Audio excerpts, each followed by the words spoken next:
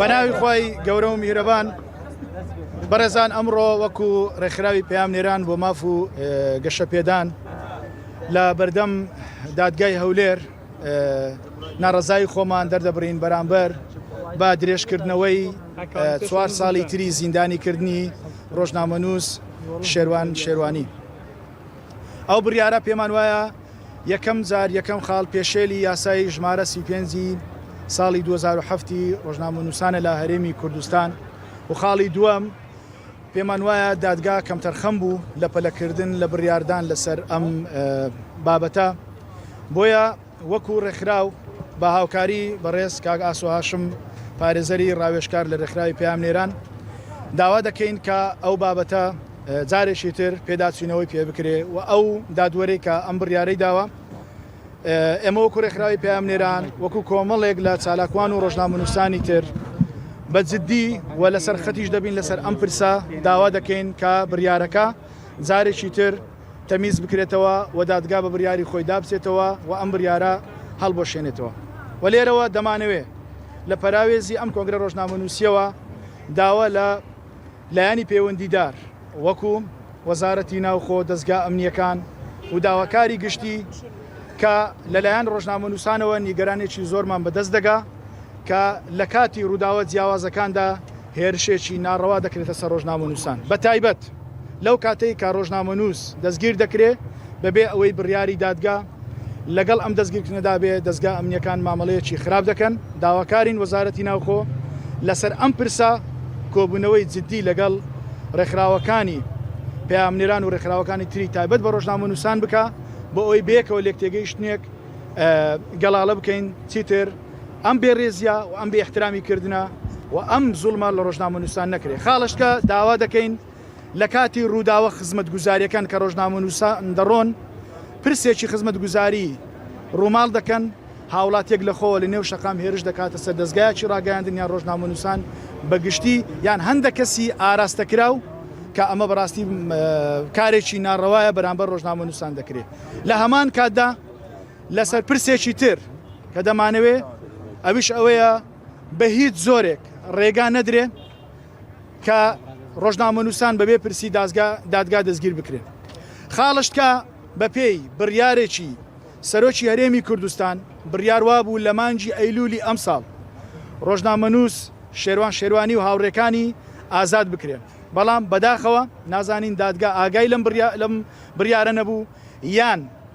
وەکو پێویست ڕێزی لەم بڕیارەی سەرۆکی هەرێم نەگرت کە لە دادگایکردنێکی بەپەلەدا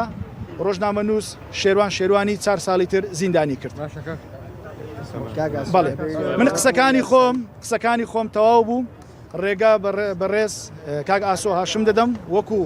پارێزەری ڕێکخراوەکەمان بێڕوونکردنەوەی یاسایی لەسەر پرسی درێژکردنەوەی زیندانی کردی 4 ساڵی تری شێروان شێروانی بدەن.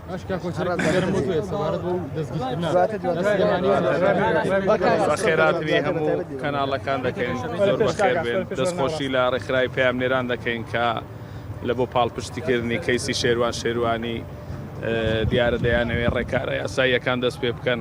وەکو کا کۆچەریش ئاماژەی پێکرد بەڕاستی کاری ڕۆژنامەنووسی لە هەرێمی کوردستان چوارچێوەی یاسایی هەیە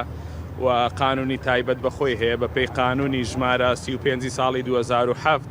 دەکرا با بڵێن ڕێکاری یاسایی یاخود پەڕاو لە دژی ئەو ڕۆژنامەنووسانە بکرێتەوە کە وەکو بۆ خۆشتان دەزان شێروان شێروانی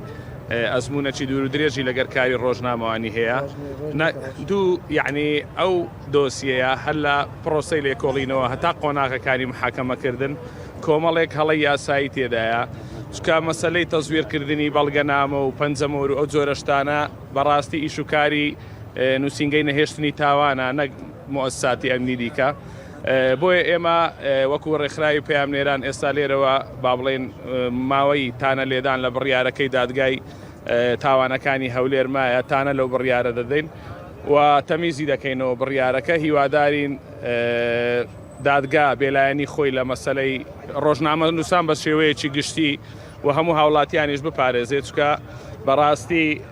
با بڵێن دادگا ئەگەر ڕۆڵی با بڵێن بێلایەنی نەجێڕێ پرۆسەی دیموکراسیە تحقیقکردنی عەدالەت مافی مرۆڤ پێشێل دەکرێت لە هەرێمی کوردستان وهیوادارین یعنی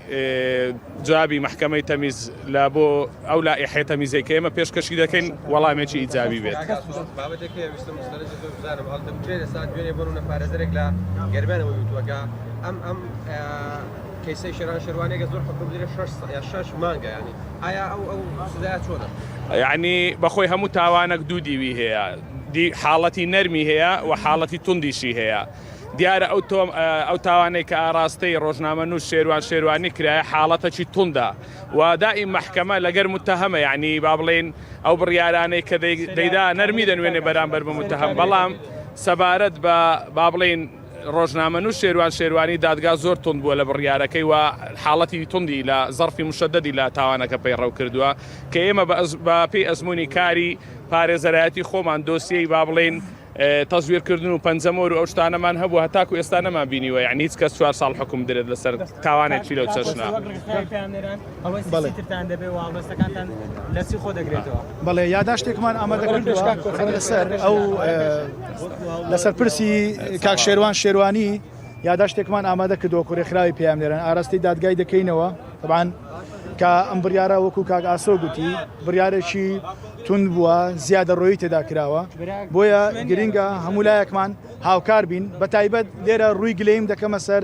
سندیکای ڕۆژنامەنووسانی کوردستان کە خاوەنی زیاتر لە 7,000 ئەندامە لەم کەیسە زۆر بێ هەڵوێستە تا ئێستا هیچ ڕوونکردنەوەیەکی ڕوونی نییە لەسەر ئەم بابەتە و قسەیەکی نییە و لە کاتی دەستگیرکردنی ڕۆژنامەنووسانیش لێرە و لەوێ دیسان سندیکا لاوازە ناتوانێت کێشەکانی ڕۆژنامەنووسان بە پەلەو لە کاتی خۆی چارەسەر بکە. بەڕێزان دەمەوێ خاڵشکە بخەمە ڕوو ئەگەر وەبیرتان بێت لە 6 مانگی ئەم ساڵ تەبعاً پێشەلکاریەکان زیادی کردووە، تەنها لە هەرێمی کوردستان 7 جار یان 7 ڕۆژنامەنووس دەستگیر کراوە بەبێ بڕیاری دادگا، بەبێ ئەوەی ئەم ڕۆژنامەنووسە دۆسیەیەکی ناقانونی تایبەتی لەسەر بێ، تەنها لە کاتی ڕووماڵکردن بەبێ گەڕانەوە لە بۆ بڕیاری دادگا، یعنی ئەم ڕۆژنامەنووسانە دەستگیر کراون و 49 ڕۆژنامەنووسی تر پێشێلکاریان بەرامبەر کراوە. پێشێلکاریەکانیش جیاوازن، لێ سندنەوەی کەلوپەلەکانی ڕۆژنامەنووسی بووە، هێرشکردنە سەر ڕۆژنامەنووس بووە، ڕاگررتنی ڕۆژنامەنووس بە بۆ ماوەیەک، ینی ئەمان ئەم بێ پرسی دادگا دەکرێت. ئێمە وەکو ڕێکخراوی پێیان لێران دەپرسین ئیشی دادگا لەم هەرێمەی ئێمە چییە لەسەر پرسی ڕۆژنامەنووسان، یعنی ئەمە پرسیارێکە پرسیارێکی جددیە. بێزەحمەت داواکاری گشتی حاکمە بەڕێزەکان ئیشی ئێوە چیە لەسەر ڕێخستنی کاری ڕۆژنامەنووسی لەگەڵ دەستگا ئەمنیەکان لە کاتێکدا تا ئێستا هیچ بەیاننامەیەکی ناڕەزاییمان لەلایەن دادگاکانەوە لەلایەن داواکاری گشتیەوە نەبینیوە ڕۆژێک سەر وەکو بڵێ نیگەرانی خۆی بەرامبەر دەستگایەکی ئەمنی دەرببڕێ لە بەرامبەر پێشێلکردنی مافی ڕۆژنامەنووسی.